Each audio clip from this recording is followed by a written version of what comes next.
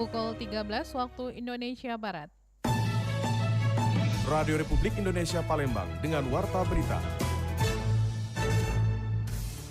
PDHI Sumatera Selatan prihatin atas meningkatnya jumlah hewan terlantar yang disebabkan kurangnya kesadaran masyarakat dalam merawat hewan peliharaan.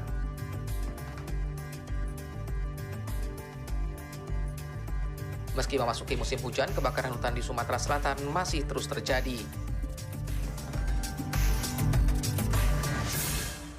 Pendengar, itulah di antaranya beberapa informasi yang kami hadirkan siang hari ini, Kamis 3 Oktober 2024, yang berhasil dihimpun tim redaksi Radio Republik Indonesia Palembang. Saya Tata Edin, inilah Warta Berita selengkapnya.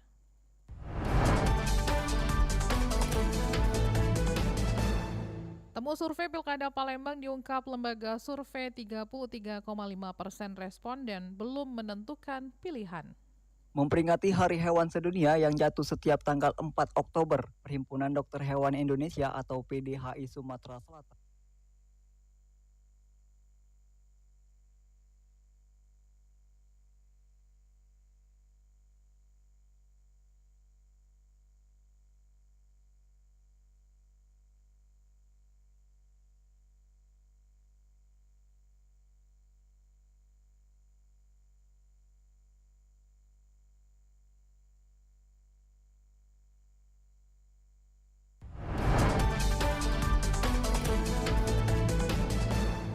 Kami ulangi, pendengar. Temu survei Pilkada Palembang diungkap lembaga survei 33,5% responden belum menentukan pilihan.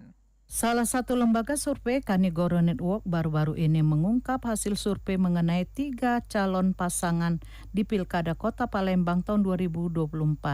Pendiri Kanigoro Network, Joko Kanigoro, menjelaskan survei tatap muka dilakukan setelah pendaftaran pasangan calon dan menunjukkan elektabilitas yang menarik.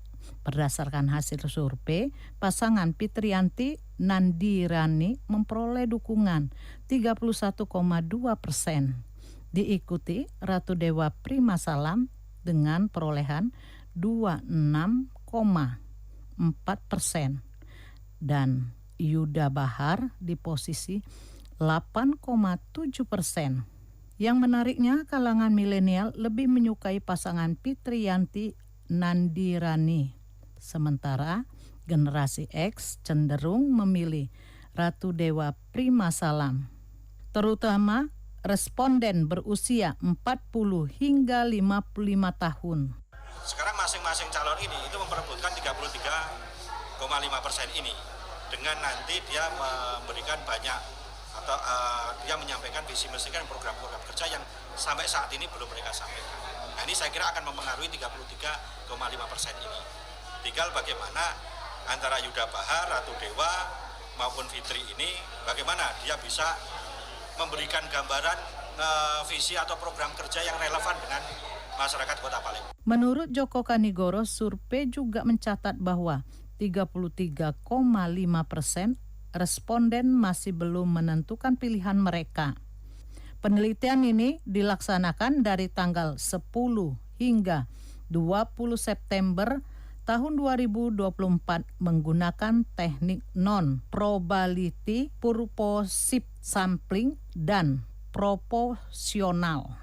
Survei melibatkan 1.600 responden dari 107 kelurahan di Kota Palembang dengan margin of error sebesar 1,8% dan tingkat kepercayaan 95%. Lamsihar Silitonga melaporkan. BPBD Sumsel mengingatkan ancaman angin puting beliung memasuki musim penghujan. Hujan dengan intensitas tinggi beserta ancaman angin puting beliung masih berpotensi terjadi di wilayah Sumatera Selatan, dikatakan Kabid Rehabilitasi BPBD Sumatera Selatan Ansori. Ancaman hujan dengan puting beliung ini sendiri dapat terjadi merata di wilayah Sumatera Selatan. Namun yang besar berpotensi adalah wilayah dengan memiliki dataran tinggi ataupun perairan seperti danau dan sungai. Dapat menimbulkan angin puting beliung. Artinya di mana saja ini bisa terjadi, entah itu di dataran tinggi ataupun dataran rendah. Biasanya wilayah-wilayah dengan kondisi permukaan air yang cukup banyak, misalnya danau ataupun sungai, karena perbedaan tekanan tersebut. Artinya di mana saja ini bisa terjadi untuk wilayah Sumatera Selatan. Selain ancaman puting beliung maupun intensitas hujan yang cukup tinggi, BPBD Sumatera Selatan juga menghimbau bagi masyarakat yang tinggal di bantaran sungai untuk tetap mewaspadai ancaman banjir bandang akibat intensitas hujan yang tinggi beserta luapan air sungai. Dari Palembang, Sumatera Selatan, Aditya melaporkan. Pendengar, memperingati Hari Hewan Sedunia di tanggal 4 Oktober besok, Sukarelawan Hewan Sriwijaya atau PHS Sumsel prihatin terhadap meningkatnya jumlah hewan yang terlantar.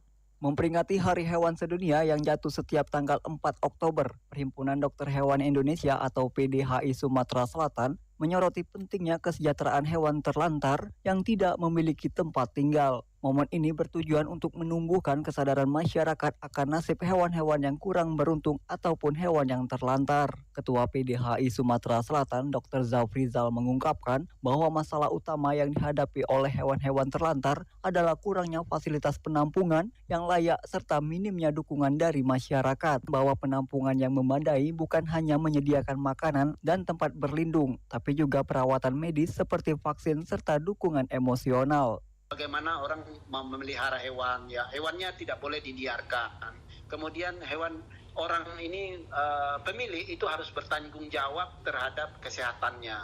Pemilik harus bertanggung jawab terhadap vaksinasinya. Kira-kira inilah bagaimana menciptakan suasana di mana prinsip dari kesejahteraan hewan itu bisa terpenuhi. Zafrizal mengajak para pecinta hewan dan masyarakat umum untuk berperan aktif dalam membantu mengurangi jumlah hewan terlantar. Inisiatif ini dapat dilakukan melalui adopsi, memberikan donasi kepada penampungan, ataupun menjadi sukarelawan di organisasi-organisasi penyelamatan hewan. Dengan momen Hari Hewan Sedunia ini, diharapkan masyarakat dapat lebih peduli dan berkontribusi dalam menjaga kesejahteraan hewan-hewan terlantar, serta menciptakan lingkungan yang lebih ramah terhadap satwa. Sementara itu, Sukarelawan Penyayang Hewan Sriwijaya atau PHS Sarindayat mengajak masyarakat untuk meningkatkan kesadaran dalam melindungi satwa dengan memandang dunia sebagai rumah bagi semua makhluk hidup. Ia menekankan pentingnya membawa hewan peliharaan untuk divaksinasi serta disterilisasi guna menjaga kesehatan serta menghindari dari hewan terlantar. Bahwa penghuni bumi ini bukan cuma manusia.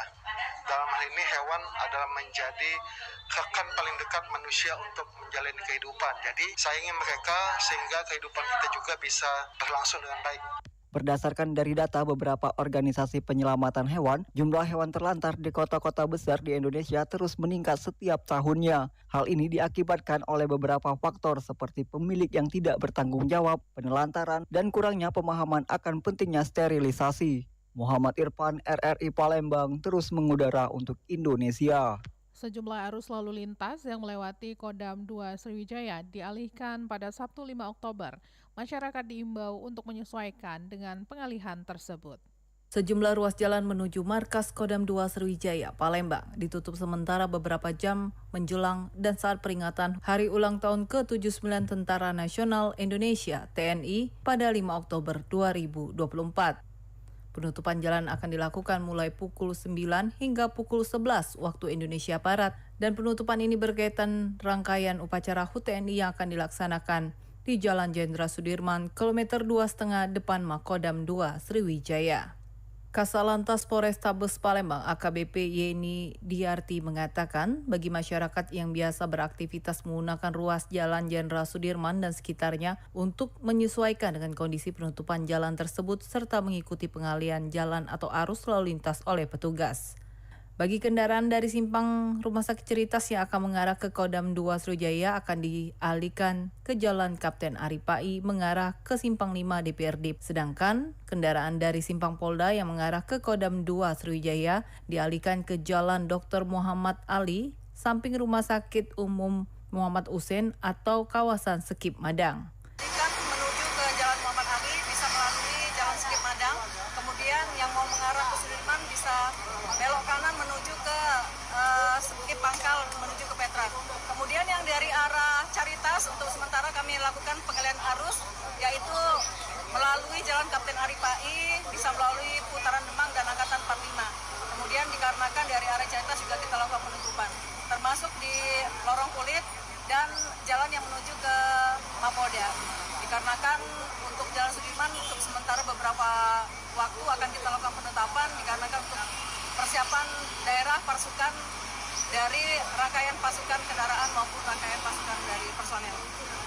Sementara itu, Kapendam 2 Sriwijaya Kolonel Infantri Fainan mengharapkan segenap lapisan masyarakat Palembang dapat memahami dan kerjasamanya demi suksesnya rangkaian acara HUT ke-79 TNI tahun 2024. Kapendam menyebut pada saat puncak acara peringatan HUT ke-79 akan digelar upacara parade dan defile, sehingga pengendara kendaraan bermotor roda 2 dan 4 diharapkan mengikuti arahan petugas Polantas Polrestabes Palembang serta Pomdam 2 Sriwijaya yang berada di lapangan. Dari Palembang, Nova Ariana. Warta Berita Radio Republik Indonesia Palembang.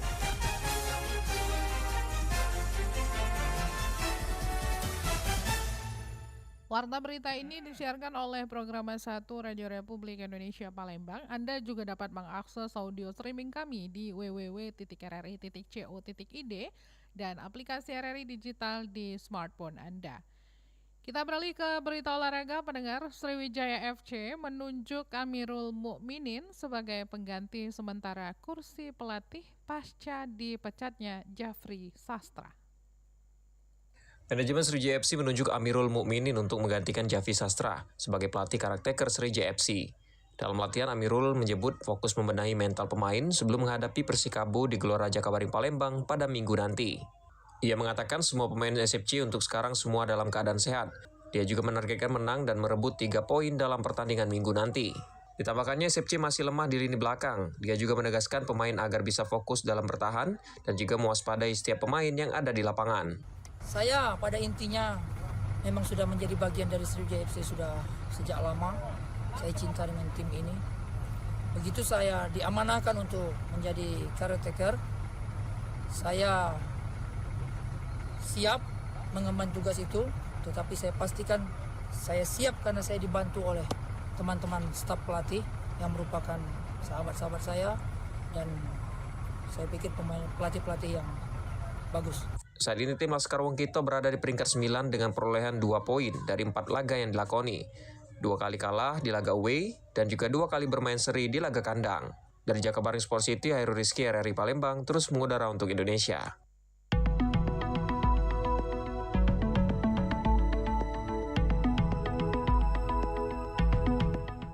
Dengar informasi tadi sekaligus mengakhiri Warta Berita siang ini. Informasi lainnya dapat Anda akses melalui website kami di rri.co.id. Kami juga membuka ruang aspirasi bagi Anda untuk menyampaikan sejumlah persoalan dan peristiwa yang berada di sekitar Anda. Melalui line WhatsApp di 0821 7927 9090 mewakili kerabat kerja yang bertugas, saya Tata Edins mengucapkan terima kasih atas perhatian Anda. Selamat siang.